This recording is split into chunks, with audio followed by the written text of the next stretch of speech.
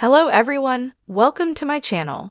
Please subscribe and keep watching more details. 8 reasons I'm over Grant Ellis as The Bachelor. He's a wishy-washy lead, and the finale's right around the corner. Will he make the right decision? I had high hopes for Grant Ellis as The Bachelor Season 29 leading man, but his wishy-washy ways and many mistakes have me anxious about the finale, which is right around the corner, and I'm over watching him.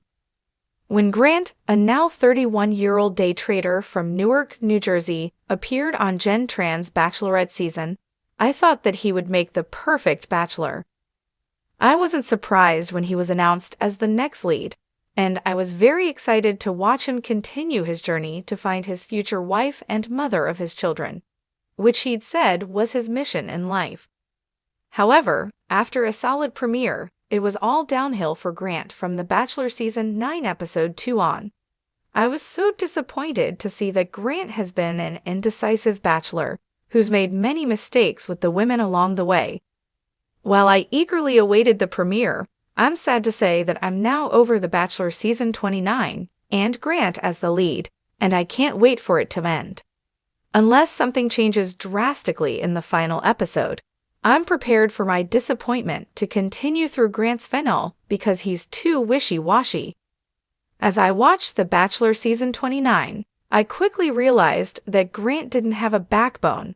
He allowed the women to push him around and dominate his time on the group dates because he was too wishy-washy to stick to his guns and tell them no. During the first group date, Zoe Grady stole Grant away for an extended period of time, which angered the other women. He then allowed her to take up more time during the nighttime portion of the date, even though she'd already spent so much time alone with him during the day. While at first I defended Grant, and I figured that if he wanted to spend the most time with Zoe that day and night, it was his decision, I started to notice a pattern of behavior that lasted all the way up until the last group date in Scotland.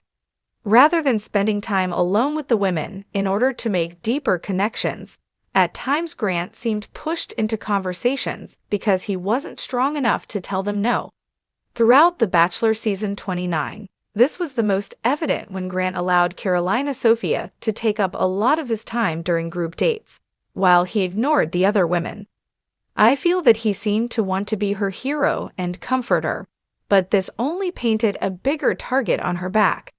Because he didn't stand up for himself and put his foot down when women dominated his time, he ended up alienating many of them before he even had the chance to form connections with them. I think that Grant could have handled his time with the women much better. When Carolina won the contest during the R&B singing group date, she had the chance to dance with Grant on stage in front of the other women. However, this somehow turned into her and Grant making out, while she straddled him on a couch while the other women watched. The women were appalled, and it threw off the whole vibe of the rest of the night. I think that Grant's public display of affection with Carolina was disrespectful, and it caused unnecessary drama among the women. However, I believe that it was Grant's lack of a plan that led to this moment. He should have been more mindful of what he was doing, and not just allowed himself to get caught up in the moment with Carolina in front of everybody. I think that he could have handled the situation a lot better than he did. However, he'd also kissed Chloe Costello in front of the other women on the basketball group date, so I saw it as a pattern. I'm over Grant Ellis as the Bachelor. Fans left wondering if he'll make the right choice. The season started with excitement and hope, but somewhere along the way, Grant Ellis' journey as the Bachelor turned into a roller coaster of heartbreak for fans. What was supposed to be a magical love story is now leaving viewers frustrated, disappointed, and honestly, a little heartbroken. Here's why so many of us are over Grant Ellis and why the finale feels bittersweet at best. He breaks hearts, on and off camera. Week after week, Grant gives hope to multiple women in the mansion, whispering promises of love and commitment, only to leave them, and us, wondering if he's serious. Fans can't help but feel the sting of heartbreak as the women we root for get strung along. Mixed signals that hurt everyone. One moment, he's telling Jessica she's the love of his life. The next, he's holding Rachel's hand like she's the only one that matters. This constant back and forth isn't just frustrating, it's emotionally draining. And yes, Bachelor Nation feels the heartbreak too. His fear hurts more than it helps. Grant's repeated "I'm scared of getting hurt" speeches started out as vulnerable, but now it's a sad excuse for indecision. Love is about courage, not hesitation. Watching him hold back while women pour their hearts out is hard to watch, and heartbreaking for fans who want a true love story. Overreactions leave fans frustrated. Minor drama becomes emotional explosions with Grant, leaving the mansion tense and viewers exasperated. It's one thing to feel overwhelmed. It's another to consistently escalate situations instead of leading with clarity. The emotional highs and lows make it almost impossible to root for him without feeling sad for everyone involved. Favorites cause heartache. Grant's clear favoritism has left other women sidelined and hearts crushed. Fans watching from home can't help but feel the emotional weight of each slighted contestant. Every scene of him with a top pick feels like a gentle heartbreak, like we're watching someone's dreams slowly fade. Impulsive decisions equals viewer heartbreak. Making spontaneous choices might seem exciting, but for Grant, it's heartbreaking. When viewers see a woman being sent home without explanation, it's hard not to feel the sadness right along with her. Love isn't a game, but right now, Grant is treating it like one. Empty gestures amplify the sadness. Lavish dates and declarations of love should be magical. With Grant, they feel rehearsed, leaving both the women and fans longing for authenticity. Every scripted kiss or whispered "I love you" becomes a reminder of what could have been real but isn't. Fans are left wondering if he's ready for forever. At its core, The Bachelor is about finding lasting love. And yet, Grant's indecision and hesitation leave fans with heavy hearts, questioning whether he's truly ready to commit. The final may answer some questions, but the emotional journey has already left a mark on loyal viewers. The takeaway: fans wanted romance, vulnerability, and clarity, but Grant Ellis delivered confusion, mixed signals, and heartbreak. As the finale approaches, viewers are left not just anxious, but emotionally invested in a love story that may never. The finale is ticking away. And while most seasons of The Bachelor keep fans on the edge of their seats with excitement, this year's leading man, Grant Ellis, has left me feeling exhausted.